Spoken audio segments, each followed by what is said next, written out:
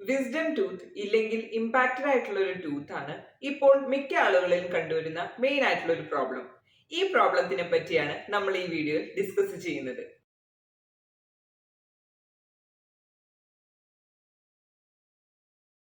Hi, I'm doctor Afriya. Welcome back to my YouTube channel.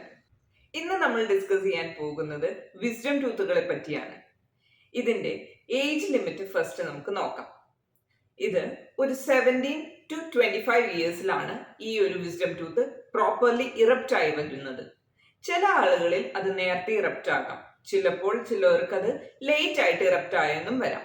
അവസാനത്തെ molar ഇല്ലെങ്കിൽ കട്ടപ്പല്ലിനെയാണ് നമ്മൾ wisdom tooth എന്ന് വിളിക്കുന്നത്. ടോട്ടൽ 3 മോളാർസ് ആണുള്ളത്. അതിലെ ഏറ്റവും അവസാനം ഇറപ്റ്റ് ചെയ്യുന്ന പല്ലിനെയാണ് നമ്മൾ വിസ്ഡം ടൂത്ത് എന്ന് പറയുന്നത്. നോർമലി ഒരു പേഴ്സന്റെ മൗത്തിൽ 4 വിസ്ഡം ടൂത്ത് ആണുള്ളത്. മുകളിൽ 2 വശത്തായിട്ടും ഓരോ വിസ്ഡം ടൂത്തും, താഴെ 2 വശത്തായിട്ടും ഓരോ വിസ്ഡം ടൂത്തുമാണ് ഉള്ളത്. ഈ വിസ്ഡം ടൂത്ത് പലരുടെയും മൗത്തിൽ പല രീതിയിലാണ് ഇറപ്റ്റ് ആയി വരുന്നത്. Vertically, horizontally. ചില പല്ലുകൾ ബോണിന്റെ ഉള്ളിൽ തന്നെ സ്റ്റക്ക് ആവാനും ചാൻസസ് ഉണ്ട്.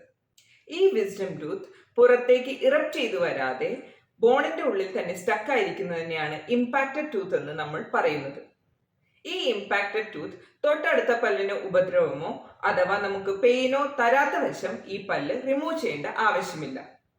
ബട്ട് ചില കേസിൽ ഈ ഇമ്പാക്റ്റഡ് ആയിട്ടുള്ള വിസ്ഡം ടൂത്ത് തൊട്ടടുത്ത കട്ടപ്പല്ലിനെ ഇല്ലെങ്കിൽ മോളാർ ടൂത്തിനെ ഉപദ്രവിക്കുന്നുണ്ടെങ്കിൽ, ഇല്ലെങ്കിൽ അത് കാരണം അതിന് ഗ്രാജുവൽ ആയിട്ട് എന്തെങ്കിലും ഡീകേ വരുന്നുണ്ടെങ്കിൽ ഈ ഇമ്പാക്റ്റഡ് ആയിട്ടുള്ള വിസ്ഡം ടൂത്ത് സർജിക്കലി റിമൂവ് ചെയ്യേണ്ടത് അത്യാവശ്യമാണ്. ഈ ടൈമിലാണ് ഒരു സർജന്റെ ആവശ്യം. പെരികൊറോണൈറ്റിസ് എന്ന കണ്ടീഷൻ വരുന്നത് പാർഷ്യലി ഈ വിസ്ഡം ടൂത്ത് പുറത്തേക്ക് വരാൻ ഇല്ലെങ്കിൽ ഇറപ്റ്റ് ചെയ്യാൻ ട്രൈ ചെയ്യുമ്പോൾ മോണയിൽ ഉണ്ടാകുന്ന സ്വെല്ലിങ്ങിനെയാണ് പെരികൊറോണൈറ്റിസ് എന്ന് പറയുന്നത്. ഈ പെരികൊറോണൈറ്റിസ് എന്ന കണ്ടീഷൻ കാരണം പലർക്കും പല രീതിയിലാണ് സിംറ്റംസ് കാണിക്കുന്നത്. താടിയലിന്റെ ഭാഗത്തായിട്ട് നീര്, മോണയുടെ ഭാഗത്തായിട്ട് നീര്, വായ തുറക്കാനുള്ള ബുദ്ധിമുട്ട് എന്ന കാരണങ്ങളാണ് പല രീതിയിലും പല കേസസിൽ നമ്മൾ കാണുന്നത്. ഈ പെരികൊറോണൈറ്റിസിന്റെ ടൈമിൽ നമ്മൾ ആദ്യമേ മെഡിസിൻ നൽകുകയും പെയിൻ ഒട്ടും ക്യൂർ ആകുന്നില്ല ഇല്ലെങ്കിൽ സബ്സൈഡ് ആകുന്നില്ല എന്ന കണ്ടീഷൻ കാണുകയാണെങ്കിൽ സർജിക്കൽ റിമൂവൽ ഇല്ലെങ്കിൽ വിസ്ഡം ടൂത്ത് എക്സ്ട്രാക്ഷൻ ചെയ്യുന്നതായിരിക്കും ബെറ്റർ ഓപ്ഷൻ. എന്തുകൊണ്ടാണ് പലരിലും ഈ വിസ്ഡം ടൂത്ത് പെയിൻഫുൾ ഇല്ലെങ്കിൽ ഇമ്പാക്റ്റഡ് ടൂത്ത് ആയിട്ട് വരാനുള്ള റീസൺ? അതിലെ ഏറ്റവും ഫസ്റ്റ് റീസൺ ആണ് അക്കോമഡേഷൻ.